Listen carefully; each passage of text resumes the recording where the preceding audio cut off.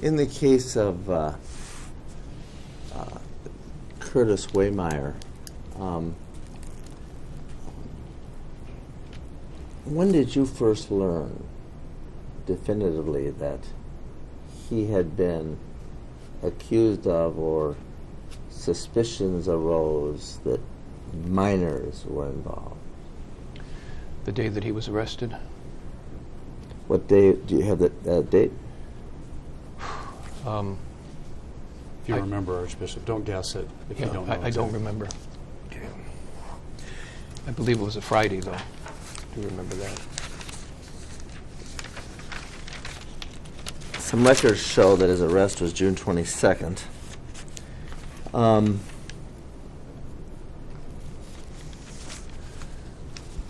Is it correct? So, what did you learn on that date, and from whom? I learned from, I believe it was Mr. Eisenzimmer, that Father McDonough had been informed of the allegation, and that he and Deacon Vomastik were going over to Blessed Sacrament to tell Father Wehmeyer at the time that he was being removed from his assignment. And you had received no information before that time and that date that Wehmeyer had been suspected of involvement with minors? No, I had not. Had you received information that Wehmeyer had been known to have been taking minors on camping trips? No, I only became aware of that at the first week in October of 2013. Did you ever, did you become aware that one of the officials had called the mother of one of the children who had been taken on camping trips to discuss that relationship? I learned about that in October of 2013.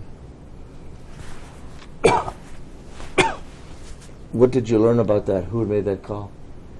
It was Father, at the time, Father Serba, Father Paul Serba, who was had just been appointed the Vicar General and moderated the Curia. So he was empowered to handle this on your behalf, correct? He was. Okay. And so, when you learned on October 13th, then, that minors were involved, definitively, October 13th. No, it's October 2013. Oh, excuse me, October of 2013. What did you do about that? I don't understand the question.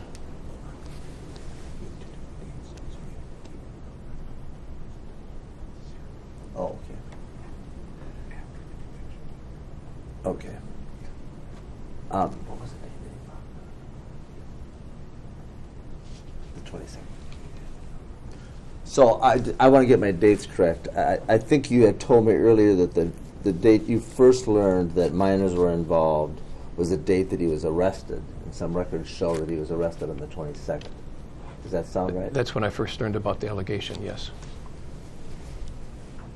And what action, if any, did you take responsive to having learned that? That day, I agreed with the decision when Mr. Eisenzimmer told me that they were, that Father McDonough and Deacon Vomastik wanted to go over there. I said yes, do it right away. And that was before it had been reported to the police, though, wasn't it?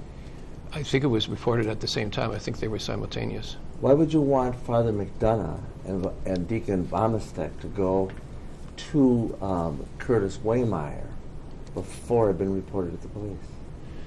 Well, in hindsight, that was a mistake. But I think we wanted to act immediately on the information that we had. And you're aware that Father McDonough and Deacon Vomastik met with Wehmeyer that morning at the parish? I think it was morning or afternoon. It was. And you're aware that they retrieved the gun and got a computer from Wehmeyer, correct? objection. I'm not sure that that's facts and evidence, counsel. Again, if Are you've got you- something to show him that, ask him. Are you aware? I heard about the gun. I didn't know about the computer. Is that the first you've heard of having Wehmeyer having turned a computer over to McDonough? To my recollection, right now, yes. So you never looked at the computer of Wehmeyer? No. And that if McDonough took possession of it, that where is that computer? I don't know, sir. This is the first I've heard of that, so.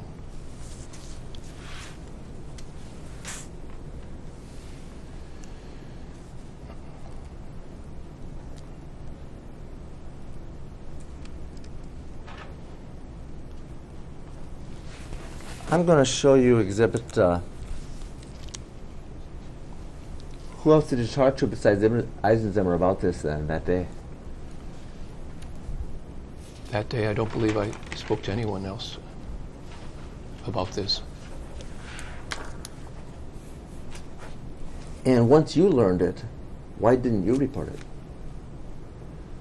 My presumption was that the one that would normally do the reporting is the civil chancellor. And so my understanding was that he was going to report it and had already reported it, had called the police. Do you believe the mandatory reporting statute that applies to you permits the delegation of your responsibility to somebody else? Don't you? I have the authority, but I believe that as long as that things are done correctly, that's what's important. The statute provides you an obligation, not an authority, correct? I believe so. Objection. It's a legal conclusion. The statute speaks for itself.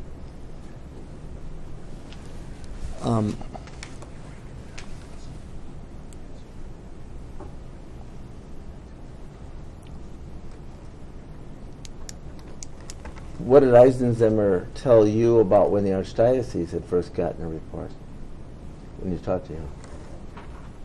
He told me that morning.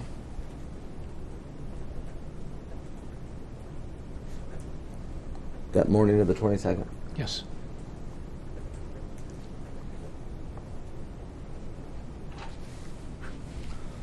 All right, let me show you Exhibit 18.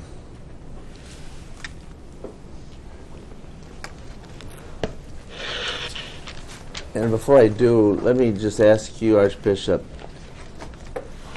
what did you find out specifically about who had made the report then about Wehmeyer to law enforcement and when?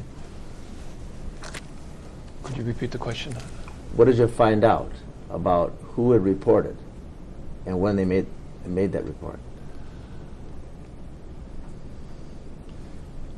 I'm sorry, to the police or to the Archdiocese? To the Archdiocese. I think I learned later that day, is my recollection, that the police had been called and that Father McDonough and Deacon Wehmeyer had gone over to bless the sacrament.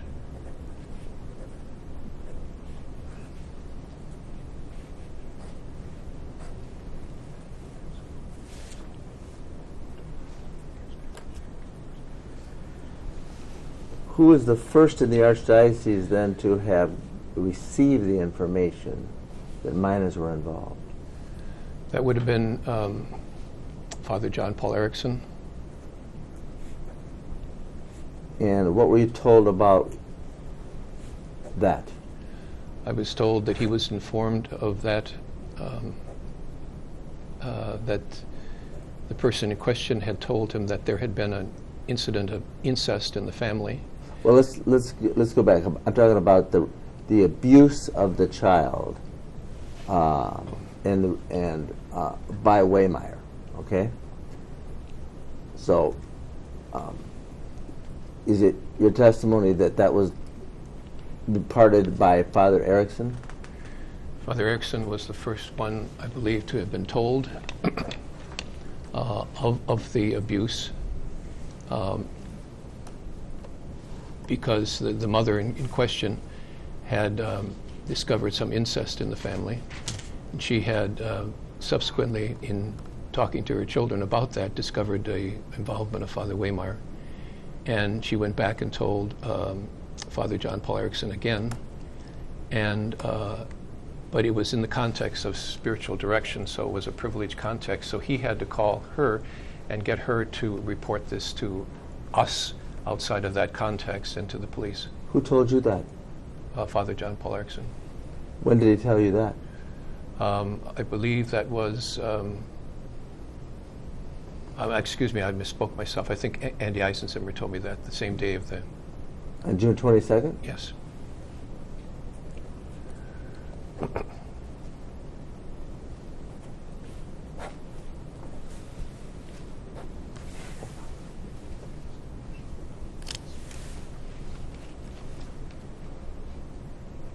Were you told that the report had been made in the context of the confessional? I hadn't been told that it was in the context of confession. What I had been told is it was in the context of spiritual direction.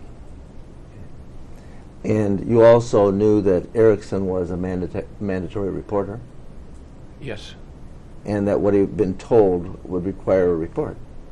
Correct.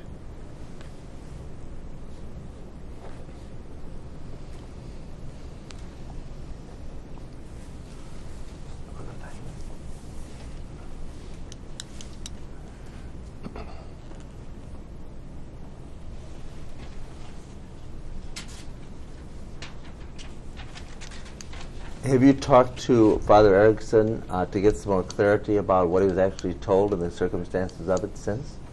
I have not, no.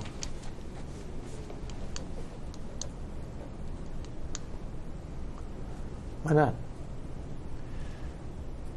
I thought he did what he should have done, and the end result was what needed to be done to get Father Wehmeyer out of to get him reported to the police and to take him out of ministry.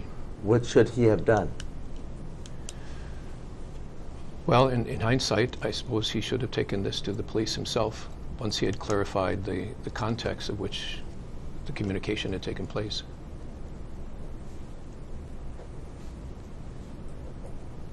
And do you have any knowledge that he did? I do not have.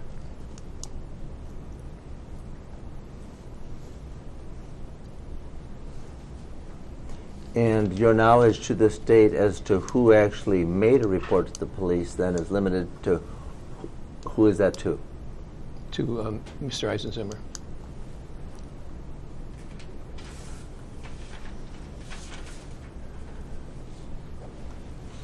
The same day that you learned? I believe so, yes. Same day that McDonough and Vomistek had gone to visit Wehmeyer at the parish? That is correct.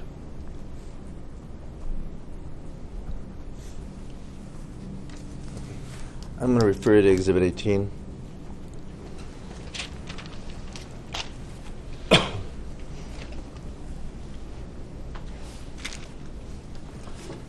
And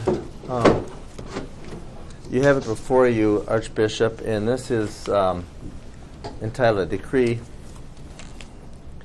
and is typewritten with your name at the bottom, correct? Correct. And it states, on June 18th, 2012, the Archdiocese of St. Paul in Minneapolis received a complaint that Reverend Curtis Wehmeyer, a priest of this archdiocese, supplied alcohol and sexually explicit images to a minor and fondled or attempted to fondle the minor's genitals, period. Correct? Yes, correct. It then goes on to state, I have concluded that this constitutes information which, quote, at least seems to be true, unquote. Correct? Correct. So this reflects that on June 18th, the information was received. Does it not? It does, but it's incorrect. And who prepared this? Jennifer Hasselberger. And what makes you say that, or believe that, assert that it's incorrect? Because I have since learned that the information didn't come to us officially until the morning of the 22nd. Well, mandatory reporting doesn't make a distinction between official and unofficial. So what do you mean by official? Again, objection to the legal conclusion in the start of your What do you mean question. by official? What I mean by official is the context in which it was first revealed was a context that was privileged. And so what I refer to as privilege is the part that's not privileged. Okay. It goes on to say, the third paragraph, since my other duties prevent me from conducting this investigation personally, I hereby appoint Reverend Peter Laird, Vicar General, to act as investigator in this matter, correct? You did that? Correct. And then you also, at the fourth paragraph, instructed that in conducting his investigation, Father Laird is to take care that such investigation does nothing to harm Father Wehmeyer's name or to violate his rights to protect his privacy, correct? Correct. Is there anything in this decree that talks about protecting the victim or their family? The decree, to my understanding, is a canonical document that pertains particularly to a priest who has acted out badly.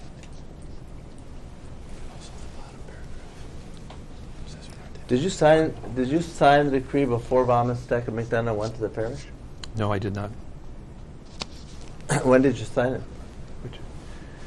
Well, I couldn't have signed it on the 20th. So the dates here are wrong. Well, that's where we're going to go right now. It says, given on June 20th, 2012, and then it's signed by you. Correct. So you're now asserting that that date is also incorrect. Correct. And you're asserting that's incorrect on what basis? On the basis that subsequently I found out that I learned this on the 22nd, so I couldn't have signed it on the 20th.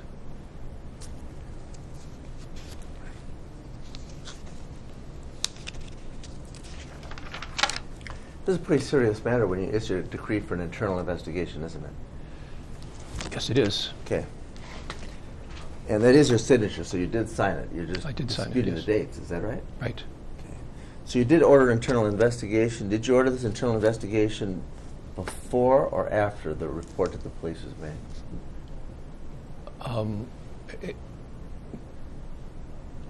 My best recollection, it was after. You're not sure about that, are you? Well, this whole period is a rather confusing one. You're not sure about any of these dates, are you, really? Objection, Well- that's argumentative, counsel. He's testified to what he can testify to. Well, you did. Are you? You're not sure about the dates, are you? I'm sure that these dates are wrong. And what document is there that establishes, other than this document, this decree, exactly when you learned then of the abuse of the minor? I'll object, first of all. The decree, Exhibit 18, does not establish that, as the Archbishop said. Well, first go paragraph ahead as does, to but whatever. The question is when did you first, what document is there, if there is one, that can establish the date you learned it? There would not be a document. I'm giving my testimony of what I recall.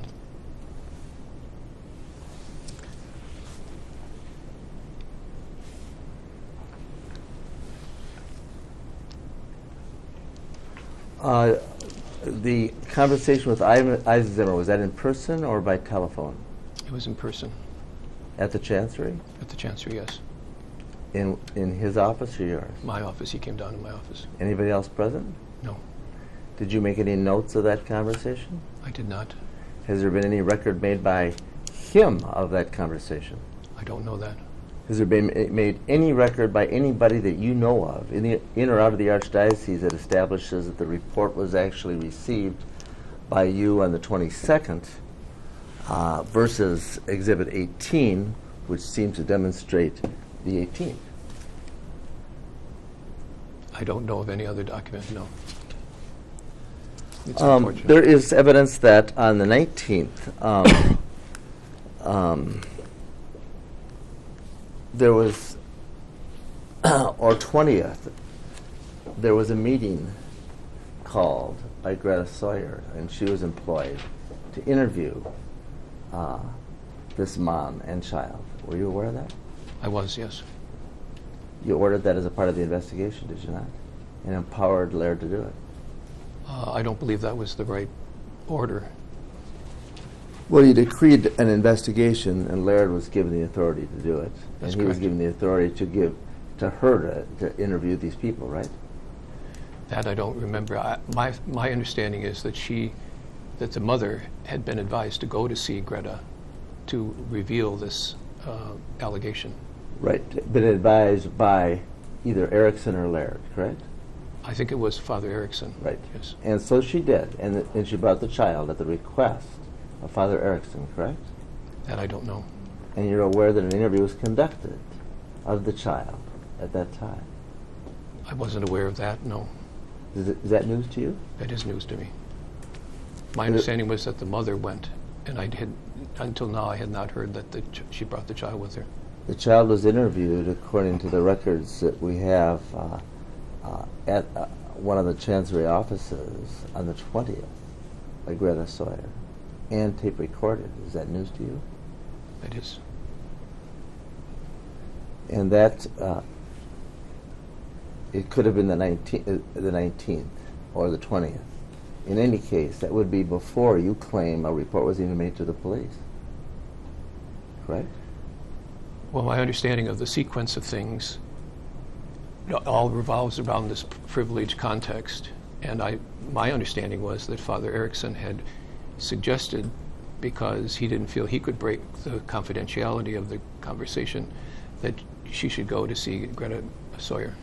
Well, the interview done by Greta Sawyer was done at your offices, at the Hayden Center. At the Hayden Center, yes. Yes. And that was not a confessional, secret kind of thing. That was done at the request of Greta Sawyer and Father Laird, correct? That I don't know. Well, weren't you overseeing this? I was overseeing it. My understanding is that it was Father Erickson that had advised the woman to go to see Greta Sawyer and to reveal this event and the allegation therein. Did Greta Sawyer tell you about the meeting before it happened? No, she did not. Did Laird tell you that they were going to meet before it happened? No, he did Did not. Erickson? No, he did not. So you didn't know it was going to be? I did not know.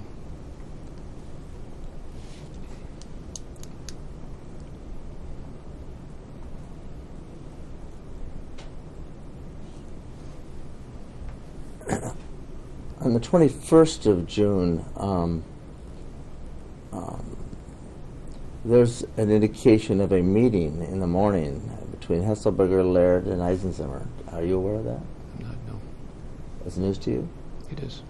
Have you looked at any of the documentation pertaining to this matter at all? No, I didn't know it existed. At 9:42, there is an indication that a litigation hold was placed, and there was an instruction given by Andy Eisenzimmer on that day to not destroy any files or evidence. Are you aware of that? I'm not. No. Had there been some destruction of files and evidence before this time? Of No. any cases that you're aware of, No. that you know of? No, I do not. Why would he give such an instruction if that hadn't been a practice in play before? I have no idea. It was not our practice.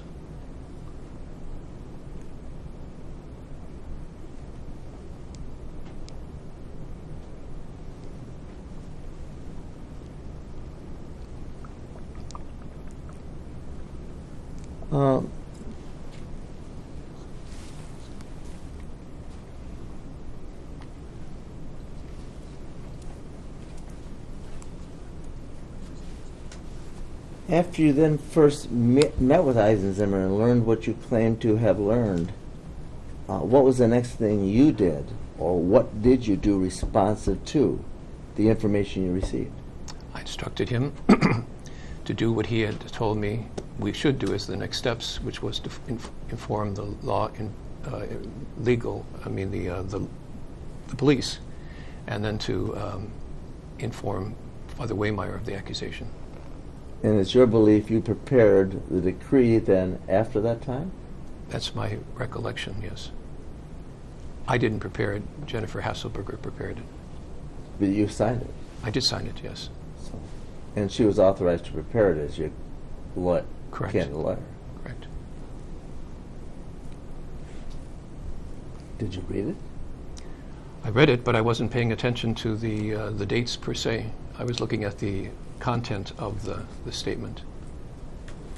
In the first paragraph, you are reciting when you received the information, and you use both a quote and an I, don't you? Yes, You read that, didn't you? I did. Okay.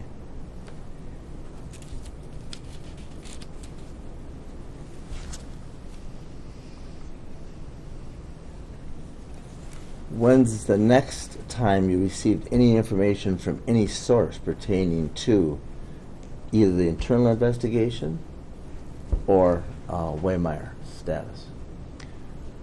Well, I had asked, as the document indicates, I asked for a regular report from Father Laird, and so that would have been given to me, generally speaking, at our weekly meetings, which is on Tuesday mornings.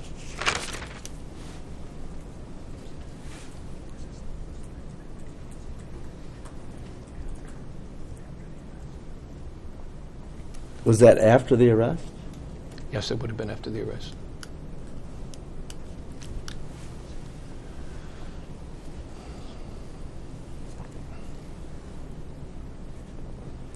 So is it correct to say that the only information you had and the only source of that information before the arrest of Wehmeyer was that told you by Andy Eisenzimmer and nothing else? Is that what Correct. you're saying? Correct.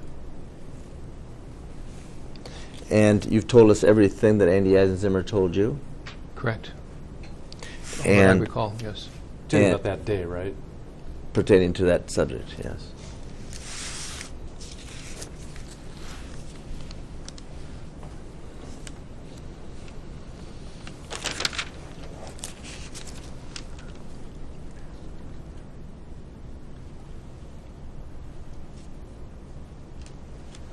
Do you have any discussions of having meetings with your top officials at that time, Hesselberger, Laird, Eisenzimmer, about whether it either should be reported or should have been reported sooner? I don't recall any discussions on that at that time. I know that there were discussions of that subsequently when it was reported in the newspaper, but at that time I don't recall any discussion of that.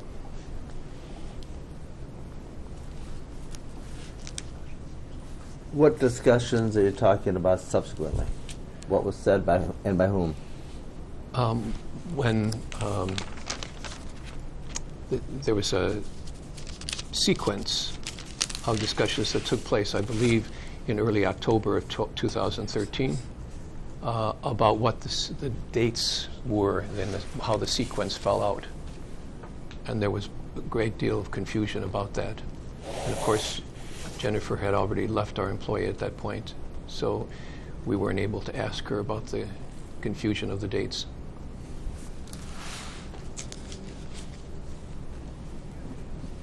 Who have you asked about it to try to clear it? We talked about it in terms of my staff at the time. It would have been Mr. Kippers and Susan Mulheron, and I believe our communications director. That we were trying to figure out the sequence of how that all happened. And you're talking about Jim Curso? He was not involved in the Who was the communication director then? Sarah Mealy.